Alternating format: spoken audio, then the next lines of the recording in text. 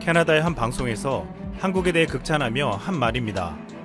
최근 외신들은 하나같이 한국의 대처 방식을 소개하며 배워야 한다고 말하고 있습니다. 한국은 오랫동안 개발도상국으로 불렸고 어느 순간 경제가 발전하면서 중진국이라는 이름이 붙여지기도 했습니다. 그리고 한국은 이제 선진국이 되었습니다. 대한민국은 1996년 선진국들의 모임이라 불리는 OECD에 가입했고 2020년 현재 IMF가 인정한 10대 선진국에 선정되었습니다. 여기에 중국과 인도, 브라질 등은 경제 규모가 크더라도 1인당 국민소득이 낮기 때문에 선진국에 들어가지 못했습니다. 그리고 대한민국은 2018년에 5030 클럽에도 7번째로 들어갔습니다. 5030 클럽은 인구 5천만 이상의 1인당 국민소득이 3만 달러 이상일 때 가입할 수 있습니다. 여기 한국은 미국, 일본, 독일, 프랑스, 영국, 이탈리아 다음으로 들어가며 선진국 중에서도 가장 앞선 7개국에 든 것입니다. 한국은 분명 선진국임에도 주변 국가들뿐만 아니라 전 세계인들에게도 선진국 대우를 제대로 받지 못했습니다. 지난해 9월 일본에서 실시한 설문조사에서 무려 일본인들 77%가 한국이 경제적으로 선진국이 아니다라고 답했습니다. 중국도 스스로 강대국이라 여기고 경제 규모가 커지면서 한국을 쉽게 선진국이라 부르지 않았습니다. 유럽에서도 멀고도 작은 나라 한국에 대한 인식은 크지 않았습니다. 하지만 이번 사태를 겪으면서 전 세계에 한국이 알려지며 이젠 한국이 최고 선진국이라는 말까지 나오고 있습니다. 모든 나라들이 안일하게 대처하고 심지어 숨기려고 할 때 한국은 이상한 나라라고 불리며 모조리 찾아냈습니다. 결국 유일하게 이번 상황을 성공적으로 대처해 막은 나라로 꼽히며 전 세계의 모델이 되고 있습니다. 지난 15일 캐나다 공영방송 CBC는 한국과 이탈리아의 위기 대응을 비교하는 방송을 내보냈습니다. 최근 수치를 제시하며 한국은 이탈리아와 현격하게 차이를 보인다며 그 이유를 한국의 놀라운 의료 시스템이라고 했습니다. 한국은 진료소를 대거 구축해 더 많이 테스트를 받을 수 있게 했고 드라이브스루 진료소까지 만들어 현재까지 총 25만 명을 검사했다고 하면서 GPS 추적, 휴대전화 기록 등을 통해 동선을 파악하고 이를 바로 지역 주민들에게 공개하고 휴대폰으로 신속하게 전달한다고 했습니다. 또 한국인들은 현재 3주 정도 대규모 모임 등을 취소하고 많은 이들이 재택근무를 하고 있다며 공공장소는 거의 비어있으며 정부와 지방자치단체에서 매일 정보를 공개하고 있다고 했습니다. 또한 국민들은 이를 계속 접하고 있으며 맵을 통해 변동된 상황도 확인할 수 있다고 밝혔습니다.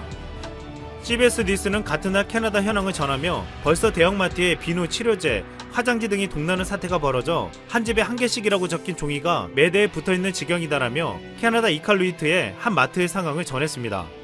최근 상황에 선진국이라 불렸던 대부분의 나라가 속수무책으로 무너지며 캐나다, 미국 등 자칭 북미 선진국 국민들이 느끼는 열패감은 더 커지고 있다고 했습니다. 이웃나라 일본과 유럽 전역에서도 지금 현재 불안에 떨며 사재기가 난무하고 있습니다. 이 방송에 달린 네티즌들은 자국의 휴지 사재기를 개탄하며 한국은 아무도 200파운드짜리 화장지를 사려고 상점에 가지 않는다며 비교했습니다.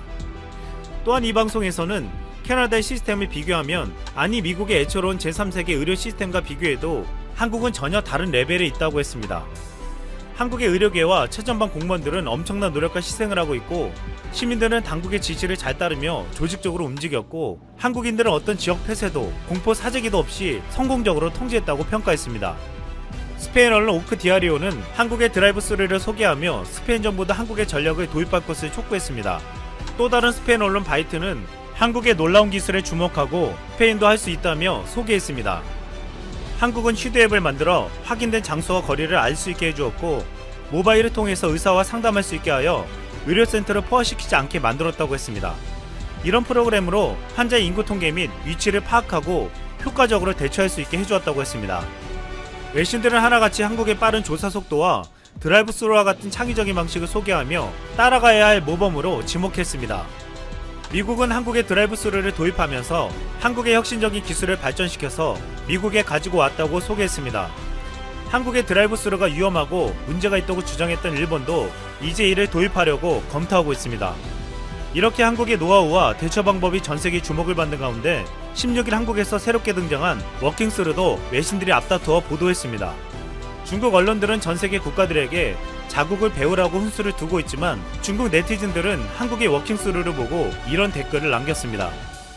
한국은 민주주의가 할 수 있는 최고의 것을 보여주었다. 한국은 정치적 논쟁에 휘말리지 않았고 방법을 찾았고 국민들을 생각했다. 우리는 한국을 배워야만 한다. 처음으로 한국이 선진국이라고 느껴졌다. 최근에 한국이 쇠퇴하고 있는 줄 알았는데 여전히 선진국이었다. 유럽 국가들은 적극적으로 나서서 한국을 배워라. 한국과 비슷한 영국은 왜 포기하려고 하는지 정말 이해할 수 없다. 국민들을 포기하지 않는 한국이 대단해 보인다. 반면 어떤 나라들을 보라. 최근 상황이 악화되며 공황 상태를 겪는 미국인들은 한국의 워킹스루를 보고 이런 댓글을 남겼습니다. 기발한 아이디어를 가진 나라다. 나는 매우 감명받았다. 미쳤다. 드라이브스루 이후 또 다른 놀라운 진전이다. 한국은 K-팝보다 더 많이 가지고 있다. 한국 끝내준다. 다른 나라들은 한국을 베끼느라 바쁘다. 한국인은 정말 똑똑하다. 그들은 항상 더 나은 개인 치료로 세계를 리드하고 공중보건 의료를 제공한다. 대한민국은 그동안 엄청난 위기들을 극복하며 경이로운 기록들을 만들어냈습니다. 채빈국에서 G20에 올라선 유일한 나라였고 IMF를 가장 단기간에 극복한 나라였습니다. 최근 상황에서 대한민국은 이상하다는 소리를 들을 만큼 모든 정보를 투명하게 공개했고 적극적으로 대처해 나갔습니다. 대한민국은 피하지 않았고 용감하게 싸웠습니다. 결국 대한민국은 이겨냈고 전 세계가 배워야 할 진정한 선진국으로 불리게 되었습니다. 한국의 발목을 잡아야만 일본이 살아남는다. 최근 일본 정부가 한국 정부의 발목 잡기에 사활을 걸었습니다. 트럼프 미국 대통령의 한국 G7 가입 권유에 이어서 유명희 산업통상자원부 통상교섭본부장의 WTO 사무총장 선출 유력 소식까지 전해지면서 현재 일본은 전례 없는 공포에 휩싸였습니다. 특히 일본의 수출 규제를 WTO에 제소하며 승소 자신감을 드러낸 유명희 본부장의 WTO 사무총장으로 선출될 경우 일본이 받게 될 정신적 충격은 상상을 초월하는 수준입니다. 이를 막기 위해 일본은 한국의 G7 가입과 최초의 한국인 여성 WTO 사무총장 탄생을 막으려 한국의 발목을 있는 힘껏 부여잡고 있습니다. G7 가입과 WTO 사무총장 선거에는 한 가지 공통점이 있죠. 일본을 포함한 모든 회원국들이 만장일치로 동의해야 한다는 것인데 G7에 한국이 새로 포함되기 위해서는 일본의 동의가 필요하다는 뜻이고 WTO 사무총장을 선출할 때도 지지도가 낮은 후보를 탈락시키는 과정을 반복한 후에 최종 단일 후보자를 만장일치로 추대하는 방식이기 때문에 일본이 끝까지 방해작전을 펼치면서 최초의 한국 여성 WTO 사무총장 탄생이라는 타이틀을 거머쥐기 일보 직전인 한국의 유명희 본부장을 겨냥해 낙선운동을 펼치고 있습니다. 일본의 발목 잡기 전략은 이것이 전부가 아닙니다. 바로 어제 일본이 한국산 화학제품인 탄산칼륨의 덤핑 조사를 시작했죠. 교도통신의 보도에 따르면 일본 정부는 한국산 탄산칼륨이 일본에서 부당하게 싼 가격에 판매되고 있다. 반덤핑 관세를 부과할지 판단하기 위해서 조사를 시작하겠다. 라는 충격적인 발표를 했습니다. 교도통신은 일본 산업단체가 한국이 화학물질의 판매 가격을 낮춰 일본에 수출하는 바람에 일본의 생산 기업들이 타격을 입었다고 주장했고 일본 정부는 1년 내로 조사를 완료해서 한국산 화학물질 탄산칼륨에 반덤핑 관세를 부과할지 여부를 결정하겠다 밝혔습니다. 자, 그런데 현실은 일본이 간절히 바라고 있는 것과는 완전히 반대죠. 블룸버그 통신이 글로벌 투자은행과 경제연구소 24곳의 통계 자료를 분석한 결과 미국, 중국, 유럽 등 주요 20개국 가운데 한국이 두 번째로 높은 경제 성장률을 보여줄 것이라 전망했습니다. 반면 프랑스는 마이너스 19.6%, 이탈리아 마이너스 18.5%, 영국 마이너스 18.1%, 일본은 마이너스 22.3%로 최하위권이라 분석했습니다. IMF도 한국이 수출 의존도가 높은 국가임에도 글로벌 평균보다 압도적으로 높은 성장률을 보이며 코로나19 위기를 극복할 것이라 진단했고 국제신용평가사 무디스는 G20 국가들 가운데 한국을 제외한 모든 선진국 그리고 대다수의 신흥국의 내년 실질 GDP 성장률이 코로나19 이전 수준보다 밑돌 것이라며 선진국들 가운데 한국이 유일하게 코로나19 발생하기 전 수준으로 회복할 것이라 전했습니다. 심지어 경제협력개발기구 OECD마저 G20과 37개의 OECD 회원국 가운데 가장 높은 경제성장을 이룰 것이라 발표했는데요. 이들은 모두 한국이 무려 18년 만에 세계 성장률을 큰 폭으로 웃돌 수 있는 이유에 대해서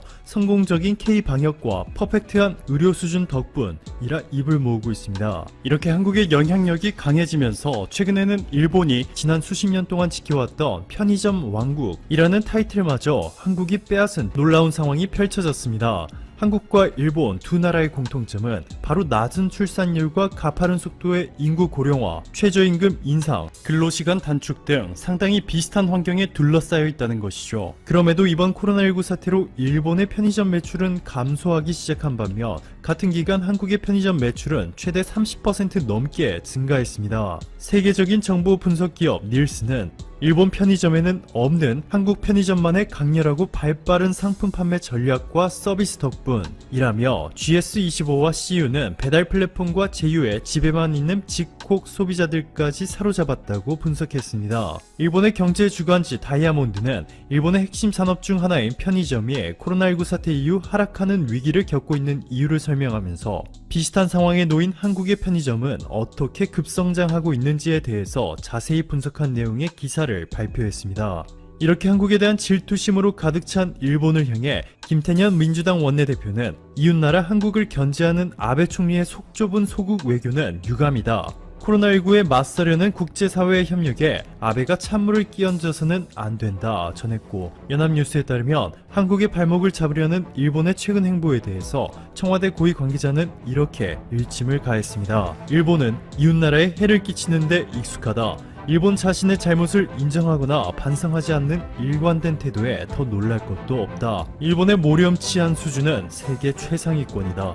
오늘도 감사합니다. 최고로 멋진 하루 보내시길 바랄게요.